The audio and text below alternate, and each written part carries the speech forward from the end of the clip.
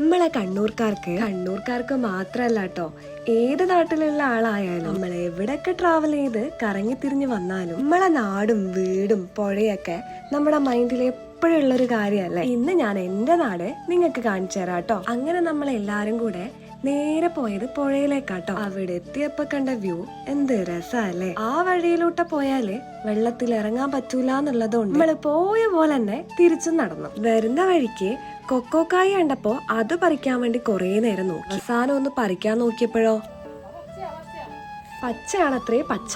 എന്നാ പിന്നെ അത് വേണ്ട. അങ്ങനെ പോയി നമ്മള് പുഴയിലെത്തിയിട്ടുണ്ട്. ശരിക്കും എന്തൊരു ഭംഗിയല്ലേ കാണാൻ.